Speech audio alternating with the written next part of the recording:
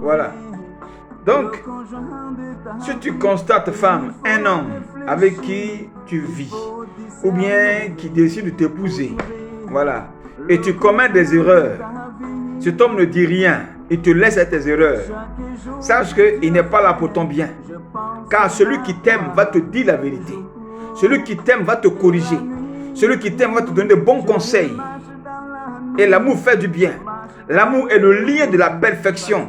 En te donnant le conseil, qu'est-ce que cet homme-là recherche? Il cherche la perfection en toi. Il veut voir en toi une bonne femme.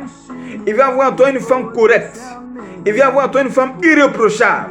Il veut avoir en toi une belle femme qui va présenter à ses amis et à ses parents. Voici la raison pour laquelle il te corrige et il te donne de bons conseils.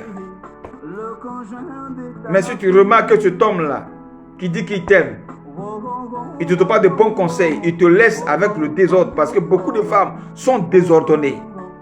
Beaucoup de femmes commettent beaucoup d'erreurs. À 90% des femmes commettent beaucoup d'erreurs. Voilà pourquoi la vie de toutes ces femmes-là sont beaucoup en retard. La vie des femmes sont beaucoup en retard parce qu'elles commettent toujours beaucoup d'erreurs. Et une femme peut mettre au moins 15 ans, 20 ans pour corriger une erreur. Mais si tu mets 20 ans, 15 ans, 10 ans pour corriger une erreur, cela révèle que ta vie sera en retard. Voici la raison pour laquelle beaucoup de vies des femmes sont en mise en retard. Parce qu'elles commettent beaucoup d'erreurs. Elles ne sont pas trop sages. Elles sont faibles d'esprit, a dit Dieu. La parole de Dieu dit que la femme est faible d'esprit. Dieu l'a créée faible d'esprit. Voilà pourquoi une femme qui vit seule, c'est un danger pour sa vie. Une femme qui vit seule, c'est un danger pour son entourage. Tu dois absolument avoir un homme dans ta vie. C'est comme un enfant. Un enfant qui n'a pas de père. Il est livré à lui-même. Imaginez sa vie. C'est une vie chaotique, une vie désordonnée, une vie de délinquant, une vie d'un enfant de la rue. C'est ça. Quand la femme n'a pas un homme dans sa vie, voilà comment sa vie ressemble à un enfant sans père. C'est dangereux. Voilà pourquoi, femme, tu dois avoir un homme dans ta vie. Et pour l'avoir là, comme je disais, respect, soumission, obéissance. Quand cet homme-là va remarquer sans toi, il va t'aimer. Et quand il va commencer à t'aimer, lui maintenant à son tour, il va se manifester à ton égard. C'est de ça que je suis en train de parler. Amen. Donc, quatrième signe, dans le premier grand signe qui est l'amour, si cet homme-là il t'aime, ma soeur, ma fille spirituelle, cet homme-là s'il t'aime, qu'est-ce qu'il va faire? Il va devenir un homme sage à tes yeux. Dans vos rapports. Cet homme-là va devenir un homme sage à tes yeux dans vos rapports. Ça veut dire quoi? Il ne va pas te parler mal. Il ne va pas te parler violemment pour te blesser le cœur. Non, il ne va pas te traumatiser. Il ne va pas te créer des problèmes. Il ne va pas abuser de toi. Il ne va pas manifester la malice contre toi. Il ne va pas t'escroquer. Mais quand tu croises un homme qui ne t'aime pas, il va mal te parler. Il va te blesser le cœur. Il va t'exploiter, il va t'abuser de toi. Il va t'enchanter puis disparaître. Si tu as l'argent aussi, femme, cet homme-là va t'escroquer puis disparaître. Ça, c'est l'homme qui ne t'aime pas. Mais celui qui t'aime là, il va manifester la sagesse de Dieu à ton égard. Pourquoi? Parce que la sagesse vient de la crainte de Dieu. La crainte de Dieu est le commencement de la sagesse. Dit Psaume 111, verset 10. La crainte de Dieu est le commencement de la sagesse. Donc quand tu croises un homme qui manifeste la sagesse à ton égard, c'est qu'il a la crainte de Dieu. Et s'il a la crainte de Dieu, il a l'amour parfait de Dieu. Et s'il a l'amour parfait de Dieu, c'est que cet homme-là t'aime. Amen. Mais un homme que tu croises, il n'a pas la sagesse pour te parler, pour vivre avec toi. Et toi, tu sens que vraiment rien ne va. Tu ne vois rien de nouveau dans l'organisation de votre vie. Parce qu'un homme sage qui croise une femme, à cause de la sagesse de Dieu qui l'anime en lui, il va organiser votre vie.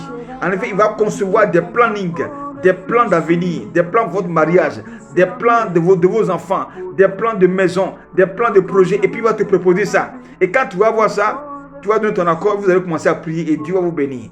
Mais tu croises un homme, il n'a pas de projet, il n'a pas de planning. Hein? Ce n'est que la belle vie. Les choses qui coûtent cher. Vous dépensez, vous n'avancez pas. Hein? Il y a toujours des problèmes. Il n'a aucune pensée de réflexion pour résoudre les difficultés que vous rencontrez. Il faut l'abandonner. Cet homme-là ne vient pas de Dieu. Mais quand tu croises l'homme de ta vie, l'homme qui t'aime, qui vient de Dieu, il a en lui la sagesse pour planifier votre avenir, votre destinée. Amen.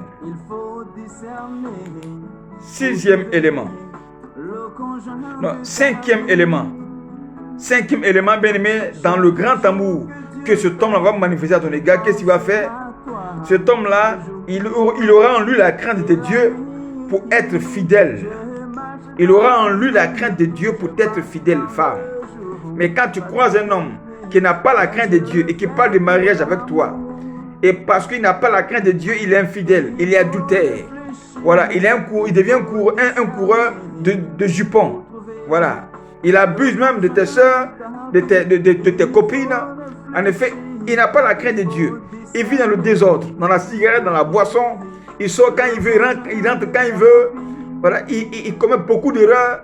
Sache que cet homme-là ne vient pas de Dieu.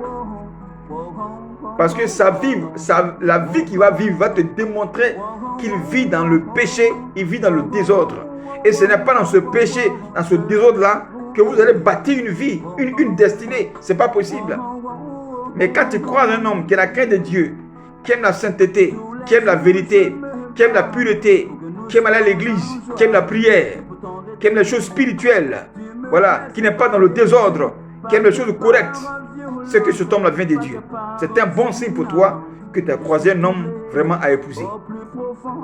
Amen. Et parce qu'il a la crainte de Dieu, femme, cet homme-là, cette crainte de Dieu qui l'anime là, va te contaminer. Ça veut dire quoi? Sa crainte de Dieu va aussi changer ta vie. Mais quand tu croises un homme, toi-même tu regardes ta vie, tu sais que tu ne vis pas une bonne vie. Et tu croises un homme, et puis il t'encourage dans ta vie désordonnée, c'est qu'il n'a pas la crainte de Dieu.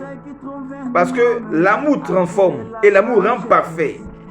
C'est l'amour de l'autre, manifesté à ton égard, qui te corrige. Donc quand il t'aime là, à cause de ce qu'il a la crainte de Dieu, cette crainte de Dieu, par cet amour-là, va aussi te transformer. Et toi aussi, femme, tu auras la crainte de Dieu comme lui. Tu vas aimer la prière, tu vas aimer le jeûne, tu vas aimer aller à l'église, tu vas même te baptiser, tu vas te convertir.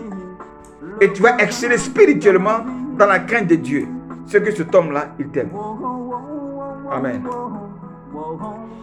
Septième signe, dans le premier grand signe qui est l'amour. Femme, quand tu croises un homme qui t'aime, qu'est-ce qu'il va faire? Cet homme-là, il va penser à toi tous les jours et savoir comment tu vas. Il va penser à toi et il va chercher à savoir comment tu vas, comment tu as dormi, comment tu t'es réveillé, comment tes affaires vont. Il va te poser des questions sur ta vie, sur ta famille, sur ta vie passée, sur ta famille, sur tes études, sur tes affaires, sur ton commerce, sur ta santé. Tout ce qui concerne ta vie, là, il va te poser des questions. Parce qu'il veut savoir qui est en face de lui. Mais quand tu croises un homme qui ne cherche pas à savoir ta vie passée, ta famille, ce que tu fais dans le jour comme dans la nuit, comment tu vis ta vie financière, comment tu vis ta vie sociale, s'il ne cherche pas à savoir, il ne peut pas d'informations sur ta vie, il faut le quitter. Cet homme-là ne vient pas de Dieu. Mais un homme qui t'aime, il va déjà savoir quelle femme il a en face de lui. Et comment il va se comporter. Et qu'est-ce qu'il a fait en tant que chef de cette femme-là. Qu'est-ce qu'il a apporté. Quelle correction il peut apporter. Il va chercher à avoir des informations. Et c'est important. Mais le plus souvent, les femmes, quand elles croisent les hommes, elles ne cherchent pas à savoir. Même une femme peut vivre avec un homme qui a l'argent. Elle ne va pas chercher à savoir quel travail cet homme-là fait et puis il a beaucoup d'argent. Les anciens, elle mange, elle dort, elle a tout ce qu'il faut. Allez, basta. Pour elle, ça suffit. Non, c'est dangereux. Il peut être un escroc, il peut être un voleur, il peut être un faiseur de sacrifice. Et puis après, il va te détruire toi-même ta vie. Amen. Mais l'homme sage, quand il croise une femme qu'il aime, il va chercher à tout savoir sur ta vie. Et s'il cherche à savoir tout sur sa vie, femme, ne ment pas. Mais parce que beaucoup de femmes aiment mentir. Parce que pour elle, si elle dit toute la vérité, si elle révèle sa vie cachée, cet homme risque de partir. Non. Si vraiment il vient de Dieu là, quel que soit ce que tu vas dire, il va rester. Il ne partira pas. Parce qu'il verra, il verra que tu as besoin de compassion et de la miséricorde de Dieu. Il verra qu'il est venu